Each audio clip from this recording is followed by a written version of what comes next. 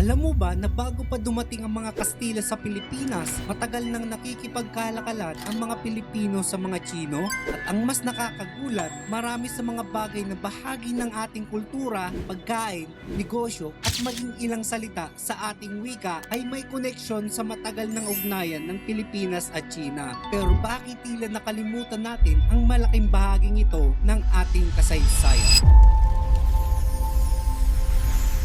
Hindi nagsimula ang relasyon ng Pilipinas sa Tsina noong modernong panahon. May mga tala ng pakikipagkalakalan sa pagitan ng mga pamayanang nasa arkipelago at mga ngalakal mula sa Tsina daang-daang taon bago dumating ang mga Kastila. Dumating ang mga produktong gaya ng porcelain, silk, metal goods at iba pang gamit. Samantala, mula sa arkipelago ay may mga produktong maaaring ipagpalit tulad ng mga yamang dagat, wax, pearls at iba pang lokal na produkto. Ibig sabihin, bago pa magkaroon ng colonial economy, bahagi na ng regional trade network ang mga pamayanang nasa Pilipinas.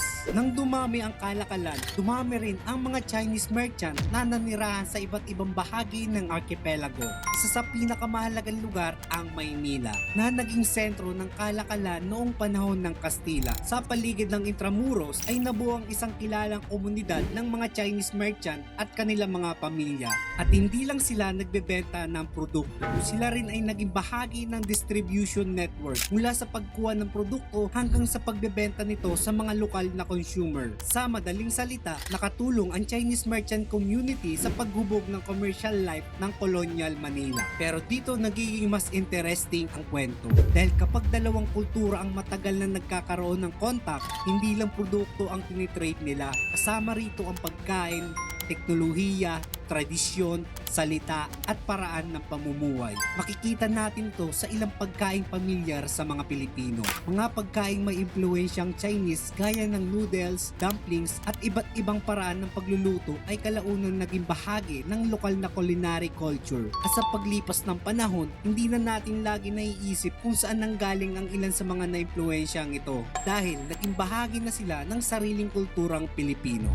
May impluensya rin sa wika, may mga salitang ginagamit sa Pilipino at iba't ibang wika sa Pilipinas na inuugnay sa mga wikang Chinese, lalo na sa mga regional contact and trade. Halimbawa, madalas banggitin ng mga salitang tulad ng tsinelas, susi, pansit at tahor.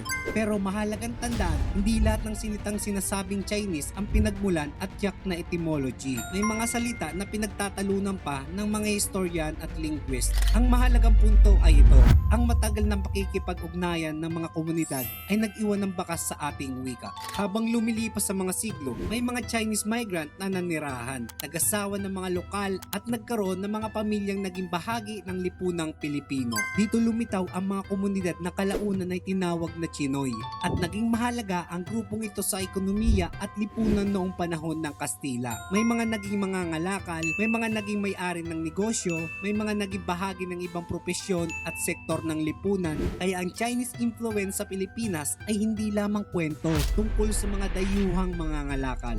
Bahagi rin ito ng kwento kung paano nabuo ang isang komplikadong lipunang Pilipino. Pero bakit parang hindi ito kasing prominent sa popular na kwento ng kasaysayan? Isa sa mga dahilan ay dahil kapag pinag-uusapan natin ang pre-colonial at colonial Philippines, madalas nakasentro ang kwento sa Kastila, Amerikano at Hapon. Samantala, ang relasyon ng Pilipinas sa mga karatig bansa sa Asia ay minsan nabibigyan ng mas kaunting pansin. Pero kung titingnan natin ng mas malalim, makikita natin ang Pilipinas ay hindi kailanman isolated. Bahagi tayo ng mas malaking network ng Southeast Asia trade at cultural exchange. Kaya sa susunod na kumain ka ng pansit, dumaan sa isang Filipino-Chinese business o makakita ng tradisyong may impluensyang Chinese. Tandaan mo, hindi ito simpleng impluensya ng isang dayuhang kultura. Bahagi ito ng mahaba at komplikadong kasaysayan na pakikipag-ugnayan ng Pilipinas sa Asia. At marahil, ang pinakamalaking lesson ay ito: ang kulturang Pilipino ay hindi nabuo sa isang lugar lamang. Nabuo ito sa loob ng daang-daang taon ng paglalakbay, kalakalan, migration at paghahalo ng iba't ibang kultura. At isa sa mga kwentong iyon ay may matagal ng ugnayan sa Pilipinas at China. And this is Book of Facts. Thank you for watching.